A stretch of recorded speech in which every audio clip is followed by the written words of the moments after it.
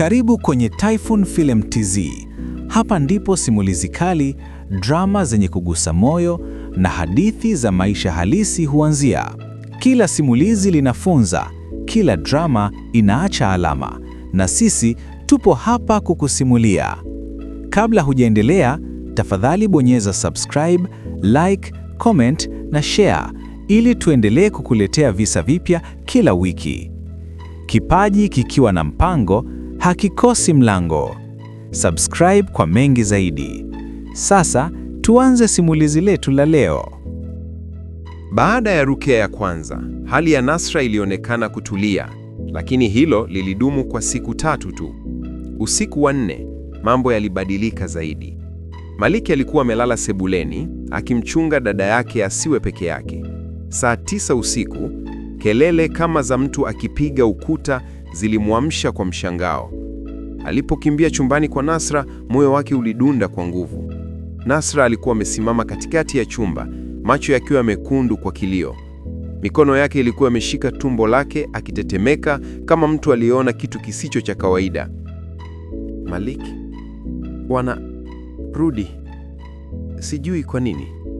Sasa wanaongea wazi kabisa, alisema kwa sauti iliyokatika katika. Malik alimsogelea polepole, lakini kabla hajamgusa, Nasra akaporomoka chini, akilia, akitetemeka na akionyesha hofu isiyo ya kawaida. Siku iliyofuata, Malik aliamua kumpeleka kwa Sheikh yule yule, lakini safari hii Nasra alipoanza kusomewa dua, alianza kulia kwa nguvu na kutaja majina ambayo hakuna aliyewahi kuyasikia. Sheikh, wanasema nisiwaambie. Wanasema nitawaudhi, alipiga kelele. Sheikh alimtazama Malik kwa macho makini. Mtoto huyu amefika mahali ambapo hii si tena hofu ya ndani pekee. Kuna sauti kutoka maisha yake ya nyuma anayokimbia. Malik akakaa kimya, akijaribu kuelewa. Sheikh aliendelea. Si jini, si uchawi, lakini kuna tukio lililomwathiri sana na limejificha ndani kwa muda mrefu. Tukio ambalo mwili wake umeanza kukumbusha kupitia ndoto, sauti na hofu. Kwa mara ya kwanza, macho ya Maliki yalijawa machozi.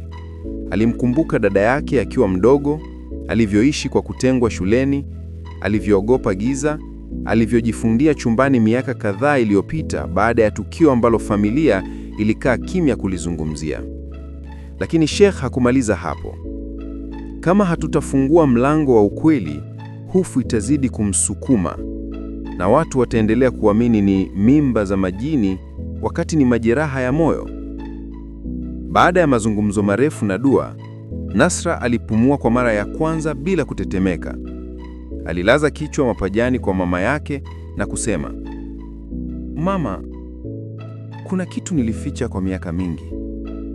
Mama yake alitikisa kichwa, macho yakidrip kwenye mashakwa.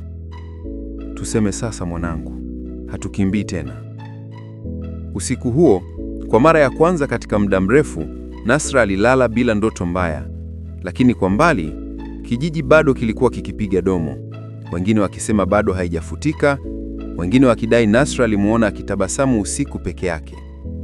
Kile ambacho hawakujua ni kwamba safari ya kuelekea ukweli ilishaanza, na sehemu inayofuata ingeacha wengi wakitetemeka. Kusikiliza sehemu inayofuata, basi na kuomba usubscribe kwenye chaneli yetu pendwa Typhoon Film TZ kwa mengi zaidi, na ili uwe wa kwanza kupata notification.